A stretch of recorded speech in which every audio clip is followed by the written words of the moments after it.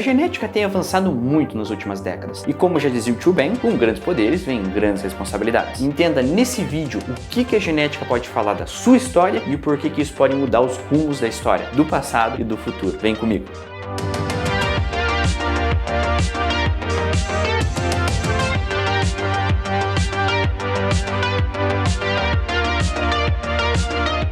A pré-história do Brasil começa há 15 mil anos, durante a última era glacial. Foi quando um grupo de humanos cruzou uma ponte de terra que permitia a travessia das águas lá do Estreito de Bering. Não sei se você lembra, é aquela pontinha que interliga o extremo leste do continente asiático ao Alasca, nos Estados Unidos. Esses pioneiros deram origem a quase todos os povos nativos das Américas. Algumas populações se estabeleceram na América do Norte, outros na América Central, mas alguns desceram um pouco mais, até alcançar o território brasileiro há 12 mil anos atrás. Os primeiros americanos preservaram muito do DNA dos seus antepassados, e aqui eu digo América geral, norte, do centro e do sul, não só os Estados Unidos. Mas eles também permaneceram aqui tempo suficiente para passar por uma seleção natural e, consequentemente, gerar descendentes com novas características, ideais para a sobrevivência nas condições que eram proporcionadas. Um exemplo é uma mutação no gene ABCA1, que ocorreu entre povos que adotaram a agricultura do milho a partir de 8,7 mil anos atrás nos arredores do México. Esse gene leva um acúmulo 30%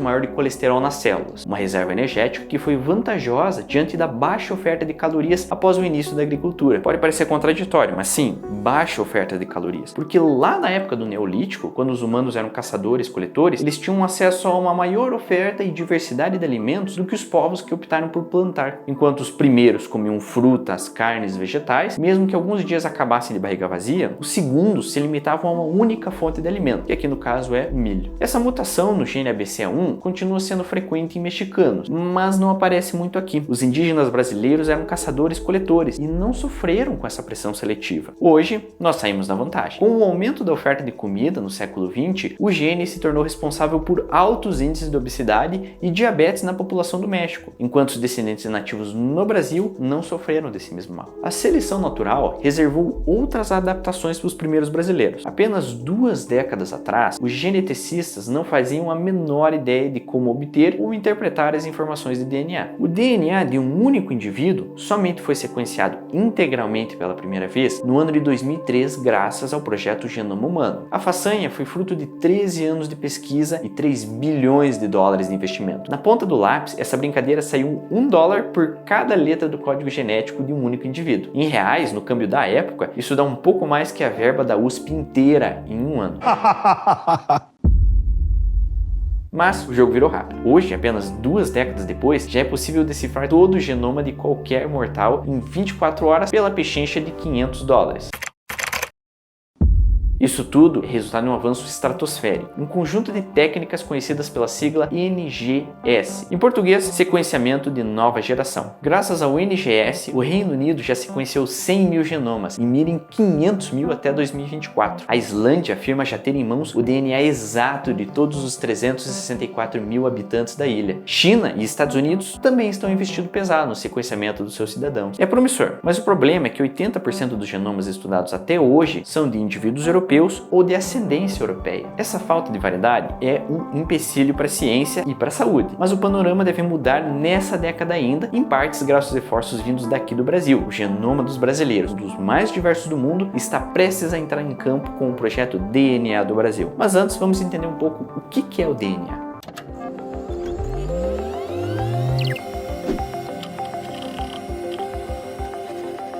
Você pode pensar no código genético de cada indivíduo como um manual de instruções para construir e operar organismos. Ele é composto de 4 bases nitrogenadas: a adenina, timina, guanina e citosina. Para facilitar, os geneticistas chamam pelas iniciais A, T, G e C. Nosso DNA é composto por bilhões delas, misturadas, que se enfileiram como uma miçanga de um longo colar, chamado DNA. A ordem em que essas letras aparecem é o código genético, e quando fazemos um sequenciamento, significa decifrar letra por letra. letra. E não é muito fácil. Esticado, cada cópia do nosso DNA mede em média 1,8 metros. Caso fossem impressas, todas as letras do seu genoma preencheriam 1.250 livros do tamanho de Game of Thrones. Só com letrinhas G, A, T, A, C, A, T. Quase todos os livros impressos do meu DNA são cópias do seu DNA, já que 99,9% do genoma é idêntico em todos os humanos. E esse 0,1 que sobra é considerável. Apesar de ser pouco perto dos 1.250 volumes, ele ainda equivale a mais de um livro inteiro com letras que variam de pessoa para pessoa. Você pode ter um A na segunda letra da terceira linha da página 123, enquanto no seu amigo pode ter um G no mesmo lugar. Esses pontos do DNA onde há variações de letras são chamados de SNPs ou SNPs, abreviação em inglês para polimorfismo de nucleotídeo único. Eles são a principal forma de variação genética entre os indivíduos. Mas tem um detalhe aí. Na nossa metáfora dos livros, daria para dizer: Lenin, então só olhar aquele um volume em que as informações são diferentes e ignorar os outros 1.249. Afinal, são só cópias e iguais todo mundo. Infelizmente, não é bem assim. Não dá para olhar um único volume e ignorar os outros 1.249. Porque essas letrinhas chaves diferentes não se concentram em um único volume, não em uma única parte do DNA. Elas, na realidade, estão salpicadas aleatoriamente entre os 1.250 volumes. Ou seja, estão distribuídas em todo o nosso DNA. Felizmente, já existem algumas técnicas que conseguem prever onde esses SNPs, esses SNPs, aparecem mais e olhar diretamente aqueles pontos para estudar as doenças e a história de alguma população. É o que fazem as empresas que oferecem testes de ancestralidade que você costuma ver aí no Facebook. Esses não possuem finalidade acadêmica, mas conseguem estimar a origem dos seus antepassados sem precisar olhar o genoma completo. Eles analisam 700 mil pontos do DNA do indivíduo e os comparam com bancos de dados de outros países. Se você tiver SNPs típicos da população do sul da França, por exemplo, é provável que pelo menos um dos seus tataravós tenha vindo de lá. Os pesquisadores já têm uma boa ideia do que vão encontrar do DNA dos alemães, de ingleses, seja olhando para o genoma inteiro ou apenas parte dele. Já o Brasil é um caso à parte. Com a nossa miscigenação maciça de povos e a baixa compreensão do genoma de populações indígenas e africanos, os SNPs inéditos podem brotar em qualquer canto. Para vocês terem uma ideia, um projeto de sequenciamento genômico de 1,7 mil brasileiros, concluído em 2020, revelou 2 milhões de variantes genéticas nunca vistas antes, que não estavam registrados em nenhum banco de dados internacional. Algumas dessas variantes estão em trechos do DNA que não têm função conhecida ainda, outras em partes plenamente operacionais.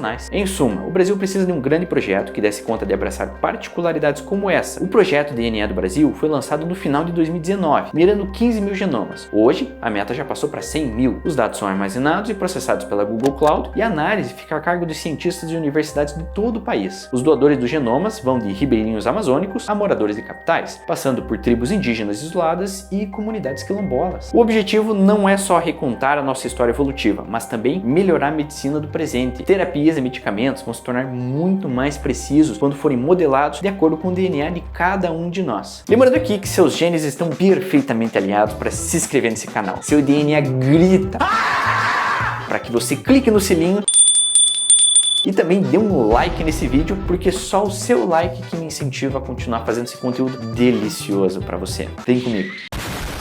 Problemas de saúde raros geralmente são identificáveis pela mudança de uma única letra no genoma, enquanto as mais comuns, como diabetes e hipertensão, acabam associados a centenas ou milhares de SNPs que mudam conforme o grupo étnico. Ou seja, quanto mais comum a doença, maior precisa ser a base de dados para identificá-la e combatê-la. E os bancos de genomas europeus são homogêneos demais para dar conta da miscigenação brasileira. O desafio fica especialmente cabeludo quando nos damos conta que o continente africano, que contribuiu com uma parcela razoável do nosso DNA, é esmagadoramente mais diverso que a Europa do ponto de vista genético. O Homo sapiens surgiu na África há 300 mil anos e o resto da Terra foi ocupado por um grupo que saiu de lá há 70 mil anos. Todos os humanos não africanos descenderam dessa onda migratória. Logo, todos eles têm uma variedade genética inferior à dos africanos que permaneceram lá. Um estudo publicado em 2020 com o genoma de 426 africanos de diferentes países lista 3 milhões de variantes genéticas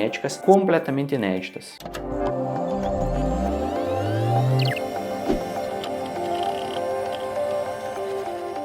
Apesar de existirem documentos que evidenciam a miscigenação no Brasil desde a chegada de Cabral, foi só a partir de 1750 que ela se tornou frequente a ponto de deixar uma marca indelével no genoma brasileiro. E isso foi lá pelo século XVIII, onde tínhamos no Brasil o auge do ciclo da extração do ouro em Minas Gerais, o desembarque de um enorme número de imigrantes europeus e a escravização em massa de indígenas com o pico da chegada forçada de africanos no Brasil. O genoma é um calendário preciso, capaz de mostrar a história de um povo com um grau matemático de exatidão. Isso é possível porque os geneticistas são capazes de contar quantas gerações atrás um determinado trechinho do DNA característico de uma linhagem foi encaixado em outra linhagem por um cruzamento. Funciona assim: recebemos metade do material genético da mãe e metade do pai. Eles, por sua vez, receberam suas metades de nossos avós, que receberam suas metades dos seus bisavós. Isso significa que você tem 1/4 do DNA de cada avô, 1/8 do DNA de cada bisavô. A contribuição de cada geração se dilui pela metade conforme avançamos rumo ao nosso passado genético. Se você, por exemplo, é de uma linhagem majoritariamente europeia e apenas um dos seus bisavós foi indígena, 1/8 do seu genoma será indígena. Quanto menores são os trechos de DNA de uma etnia no genoma de alguém, mais antigo foi o cruzamento que inseriu esse DNA na sua linhagem. Esse método permitiu verificar, por exemplo, que a miscigenação lá no Nordeste é mais antiga, algo que se espera, uma vez que os colonizadores atracaram originalmente no litoral baiano e a chegada de escravizados começou pelo atual território do Pernambuco. A população desses estados e os seus vizinhos possui a maior quantidade de marcadores genéticos africanos, diluídos mesmo em pessoas com fenótipo branco. Além da miscigenação principal entre portugueses, indígenas e africanos, é possível aferir a chegada de outros imigrantes europeus entre o século XIX e o século XX. A população menos misturada é de origem oriental, justamente por ser a mais recente. O último grande fluxo migratório foi o de japoneses, cujo marco inicial é a chegada do navio Kassato Maru em Santos, no ano de 1908. Recentíssimo.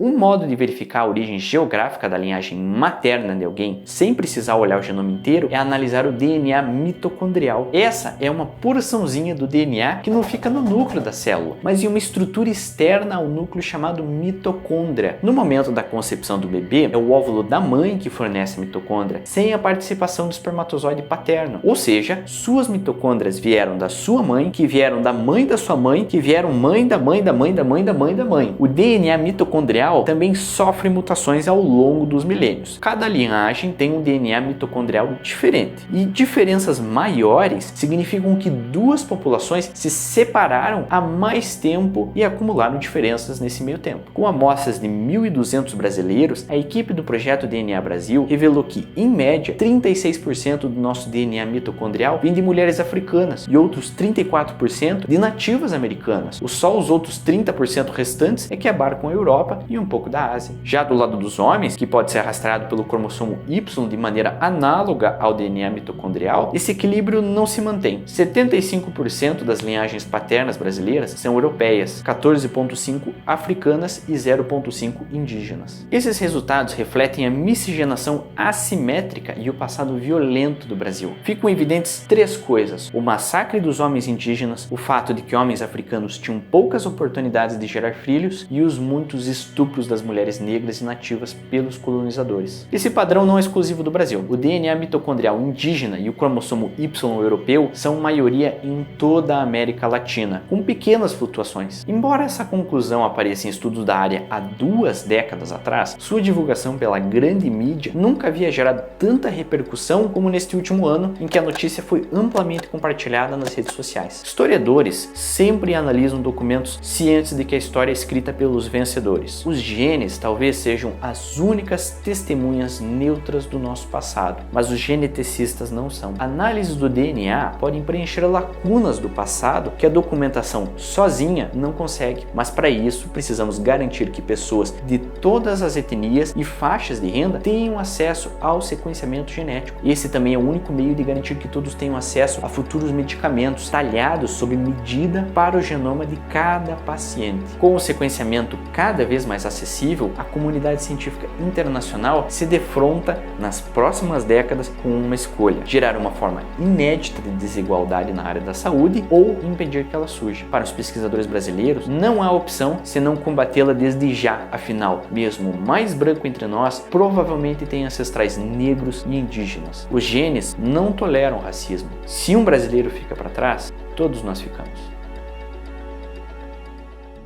Meus amigos, é isso aí que eu posso oferecer. Eu agradeço pela sua atenção e peço encarecidamente novamente para você clicar no botão de inscrição, clicar também no nosso sininho, para você sempre estar atualizado de tudo que a gente faz aqui. E também não esquece de dar um like e comentar alguma coisa sobre o que você acha desse tema. Pode ser qualquer coisa, você não tem ideia do prazer que eu vou ter em ler o seu comentário. Muito obrigado e até o próximo. Tchau, tchau.